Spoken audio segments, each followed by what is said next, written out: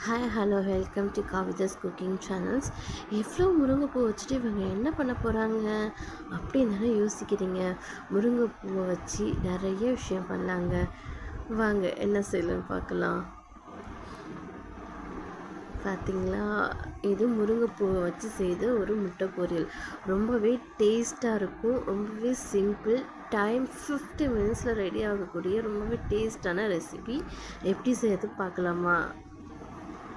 First நம்ம ஒரு கைப்பிடி அளவுக்கு முருங்கைப்பூவை நல்லா பறித்து எடுத்து வாஷ் பண்ணிக்கலாம். முருங்கைப்பூவில் பயங்கரமான பெனிஃபிட்ஸ் இருக்குங்க. ஸோ அதை மிஸ் பண்ணாமல் நம்ம வாரத்தில் ஒரு நாள் அதாவது கண்டிப்பாக நம்ம ஹெல்த்துக்கு எடுத்துக்கணும். ஒரு கடாயில் தேவையான அளவுக்கு எண்ணெய் போட்டுக்கோங்க. கூடவே கடுகலப்பு, தாளிக்கிறதுக்காக கடுகலப்பு, ஒரு ஸ்பூன் அளவுக்கு பெருஞ்சீரகம் போட்டு நல்லா பொரிஞ்சு வரட்டும்.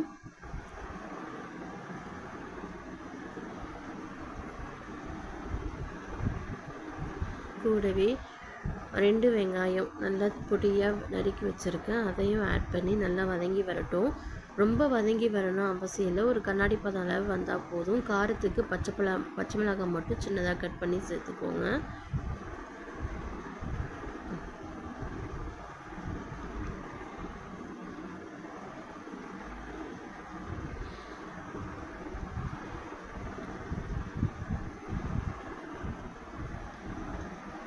முருங்கைப்பூவில் நிறைய பெனிஃபிட் இருக்குது. குழந்தைங்களுக்குலாம் ஞாபக சக்தியை அதிகரிக்கக்கூடிய ஒரு சக்தி அதில் இருக்குது. ஞாபக சக்தி, பிரெயின் ஸ்டிமுலேட் பண்ணவும்.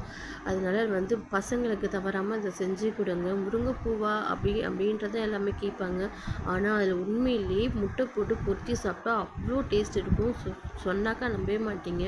இது முருங்கைப்பூ தான் அப்படின்னு சொன்னால் யாருமே நம்ப மாட்டாங்க.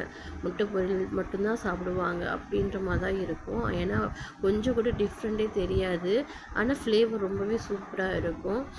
ஸோ நல்லா வதங்கிடுச்சு. வதங்கிட்ட பிறகு முருங்கைப்பூ வாஷ் பண்ணி வச்சோம்ல, அதையும் போட்டு நல்லா வதக்கிக்கலாம். வதக்கி நல்லா கிளறி விடுங்க.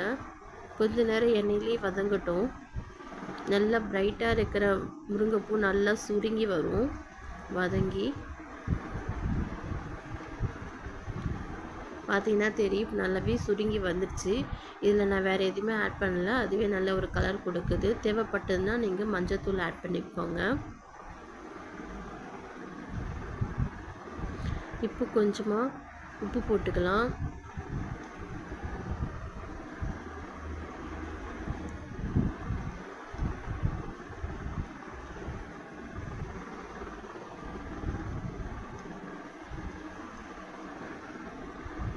உங்கள் சுவைக்கு ஏற்ப நீங்கள் கொஞ்சமாக சால்ட் ஆட் பண்ணிக்கோங்க.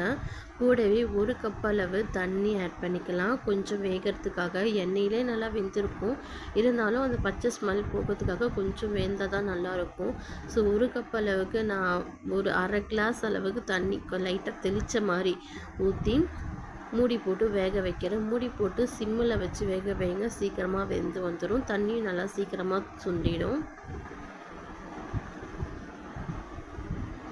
இப்போ உப்பு பண்ணி பார்த்தீங்கன்னா நல்லா வெந்து வந்திருக்கு.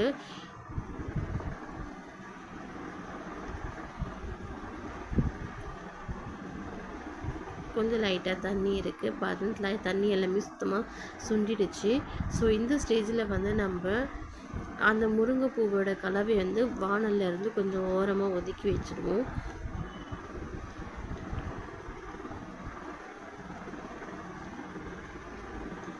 இப்போ ஒதுக்கி வச்சுட்டு இதுங்கூடவே நான் 3 முட்டை ஆட் பண்ணுறேன்.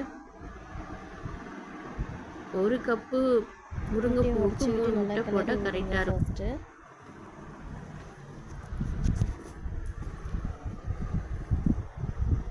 கொஞ்சம் கலந்ததுக்கப்புறம் எல்லாத்தையுமே சேர்த்து ஒட்டுமொத்தமாக கலக்கி விடுங்க. எல்லாம் பூவோடு சேர்த்து முட்டையும் சேர்ந்து நல்லா கலக்கி விடுங்க. அப்புறம் அது நல்லா உதிரியாக வந்துடும். முட்டை எவ்வளோ போடணுன்றது உங்களுடைய ஆப்ஷன் தான். அது கரெக்டாக எவ்வளோ போடணுமோ போட்டுக்கோங்க.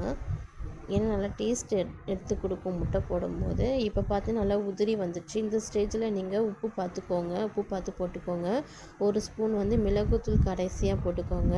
அப்புறம் கருவேப்பிலை போட்டு நல்லா கிண்டி விடுங்க, கிளறி விடுங்க. கடைசியாக நீங்கள் கருவேப்பிலை சேர்க்கும்போது நல்ல ஒரு ஹோட்டலில் சாப்பிட்ற மாதிரி ஒரு ஃபீல் வரும். ஹோட்டலில் ஒரு முட்டை பொரியல் சாப்பிட்டா எவ்வளோ நல்லாயிருக்கும் அந்த டேஸ்ட்டு வரும். அதனால தான் கடைசியாக போடுறது. பெப்பரும் கடைசியாக போடும்போது அந்த பெப்பருடைய வாசனை நல்லாவே தூக்கி கொடுக்கும், சூப்பராக இருக்கும். இப்போ ப்ளேட் பண்ணிடலாம். பார்க்கவே எவ்வளோ அழகாக இருக்குது பாருங்கள். இது ரொம்பவே ஹெல்தி உடம்புக்கு, கண்ணுக்கு நல்ல குளிர்ச்சி. ரொம்ப நேரம் சிஸ்டம்லேயே உட்காந்து வேலை பார்க்குறாங்க இல்லையா, அவங்களாம் இது ரொம்ப கொடுக்கலாம். கண்ணுக்கு ரொம்ப குளிர்ச்சி. வீடியோ பிடிச்சா லைக் பண்ணுங்கள்.